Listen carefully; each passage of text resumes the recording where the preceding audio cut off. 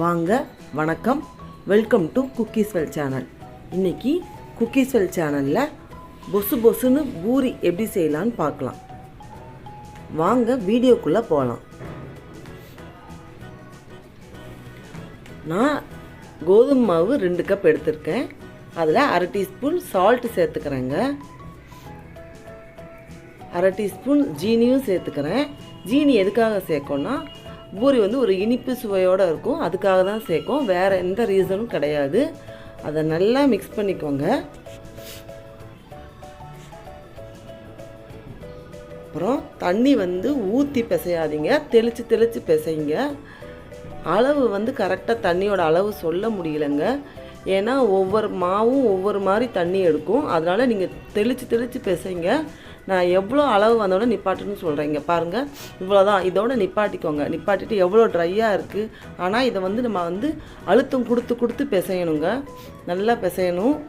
லேசாக பொத்துனாப்பில் பிசைஞ்சிட்டு வச்சிடக்கூடாது.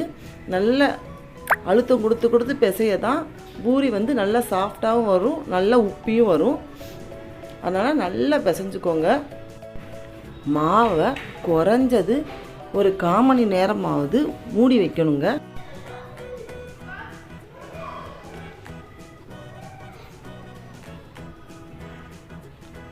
இப்போ 1/4 மணி நேரம் ஆயிடுச்சு.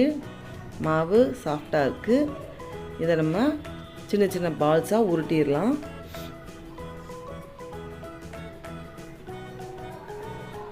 உருட்டி இப்படி ப்ரெஸ் பண்ணி வச்சிடலாங்க. 2 கப் மாவுக்கு 14 பூரி இருக்குது. நான் பலகையில் எண்ணெய் தேய்ச்சி வச்சுருக்கேன், பலகையிலையும் அந்த கட்டையிலையும். அப்போ தாங்க நம்மளுக்கு பூரி போடும்போது ஈஸியாக இருக்குது. மாவு தொட்டு தேய்க்காதீங்க, அப்போ எண்ணெய்லாம் மாவாயிரும். அதனால் பூரி போடும்போது மோஸ்ட்லி எண்ணெய் தொட்டே தேய்ங்க.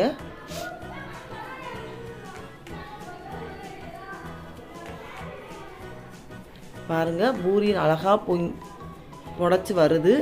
நீங்கள் ஒவ்வொரு சைடும் குறைஞ்சது 30 செகண்டாவது வேக விடணுங்க. நீங்கள் இப்படி சில பேர் டக்குன்னு எடுத்துருவாங்க. அப்படி எடுத்துட்டிங்கன்னா அது சட்டுன்னு வத்திரும். அதனால் கொஞ்சம் வேக விட்டு எடுத்து வைங்க.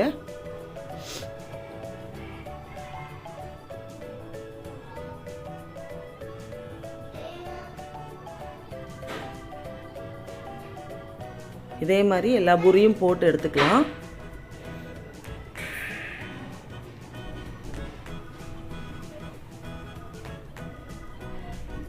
நல்லா சாஃப்டான பொசுன்னு பூரி இப்போ ரெடி ஆயிடுச்சுங்க. பூரிக்கு தொட்டுக்கிற உருளைக்கிழங்கு மசால் இல்லைன்னா சிப்பி காளான் கிரேவி நல்லாயிருக்குங்க. அந்த கிரேவியோட லிங்க் நான் மேலே கொடுத்துருக்கேன். கண்டிப்பாக அந்த ரெசிபியை ட்ரை பண்ணி பாருங்கள். இந்த வீடியோ உங்களுக்கு பிடிச்சிருந்தால் லைக் பண்ணுங்கள், ஷேர் பண்ணுங்கள், குக்கீஸ்வெல் சேனலுக்கு சப்ஸ்கிரைப் பண்ணுங்கள், மறக்காமல் பெல் ஐக்கானை கிளிக் பண்ணுங்கள். தேங்க்யூ, தேங்க்ஸ் ஃபார் வாட்சிங்.